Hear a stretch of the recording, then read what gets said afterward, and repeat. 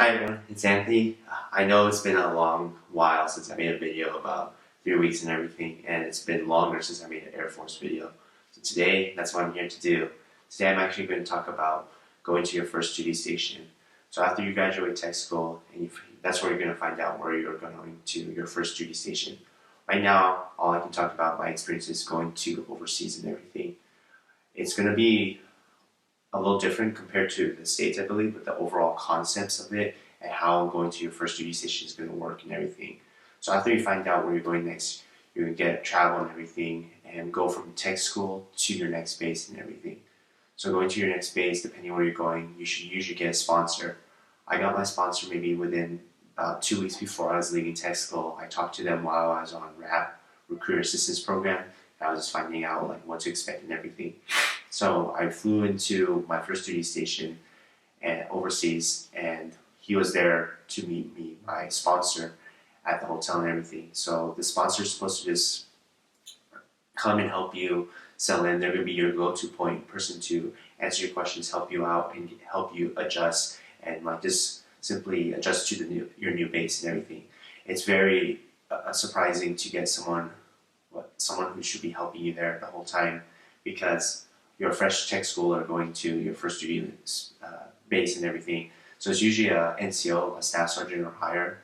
I believe that's in our base. They want tech schoolers to be partnered with them or a sponsor who's NCO or higher, so they can show that they are doing everything correctly. They're still being watched off and their needs are being met and everything.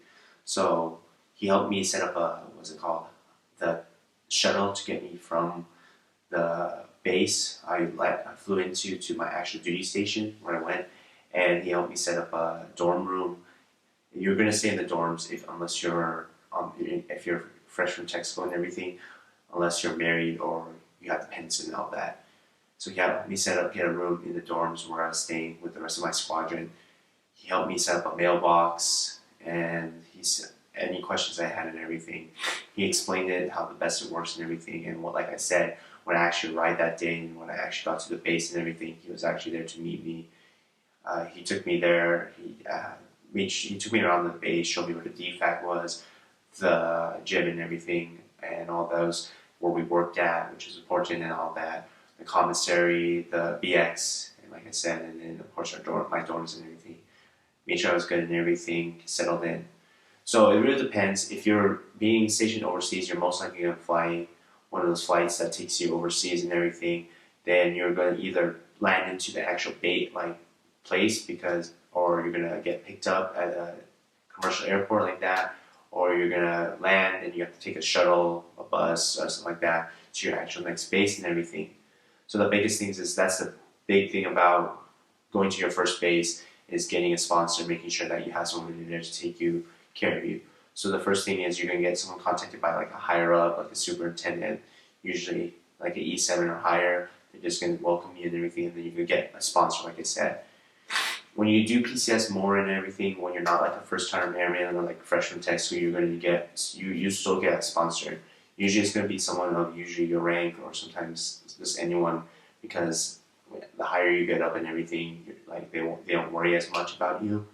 Not saying they don't care, but like they give you people who they know are competent in everything. So about what you're doing, and the reason you get like a NCO or something for your tech school is I think they want to make sure that you're good in everything. Usually when you're PCSing or going to your first base and everything is you're going from straight from tech school, so you usually maybe just have the same bags that you had when you came from basic training and then you went to tech school and you lived there, unless you had stuff shipped and everything. You can have stuff shipped from your home record and everything where you lived or when you enlisted. You can have that shipped through the mail or sent to you and all that, or have like TMO move your stuff to there. So that's important to know as well. But this is your first base, you're a freshman to tech school and everything. You're gonna live in the dorms most likely. The majority live in the dorms, unless like I said, you're married or have dependents. You're gonna not have a lot of stuff. You may have a TV, but people usually just buy new TVs. They're in the BX, or they usually, what's it called? They just buy it from other people who are PCSing. They get them a good price for the stuff they're trying to sell. There's in the dorms. There's a bed provided, furniture and everything. So you're not going to need that. You can ship clothes from your place and everything. Like I said, if you have a good sponsor and everything, they'll help you set up.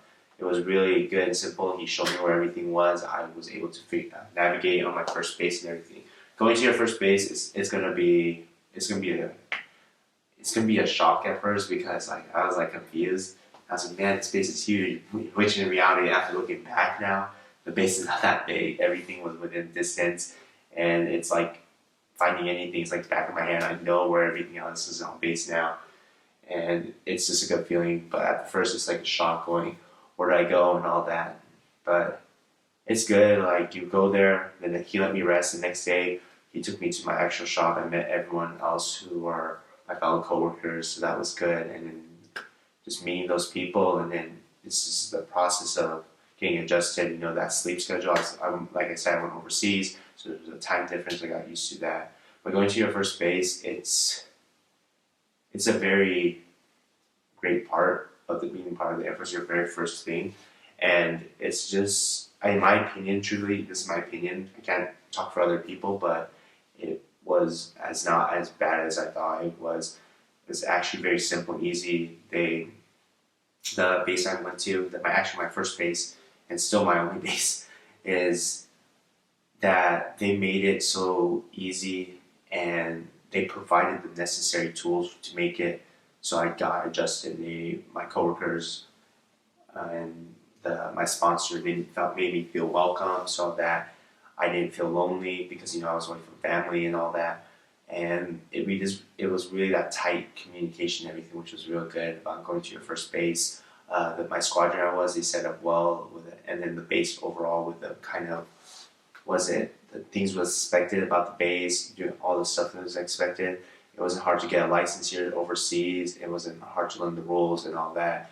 So just I think the plan they have, the layout they have of everything of how to integrate these people into your base made it real simple. Like I said, I can't talk about other bases, but this was my first base, and what the overall layout, the plans that they set, and how they integrated the person, like I said, is very simple in my opinion, and it made it an easy transition for me. So that was about just going to your first base. The Air Force will take care of you and make sure you get to your first base. The biggest presence is making sure that you get a sponsor, someone you can, before you even leave Texas, so that they know you're coming, so that they're there. And like I said, if you get a good sponsor, they'll be there to meet you. They'll be there they'll already set stuff up for you before you get there and all that. And then, like I said, you can get your stuff from your home, get it shipped, even your car if you wanted to. You can get that shipped to your next base and your first duty station. What I say is go open-minded into going to the first base. Be optimistic and really just take that leap of faith and just go enjoy all the experiences you have out there, and it should be a great experience. I loved my first base and everything. I'm about to finally leave, but I enjoyed every moment I was here and everything.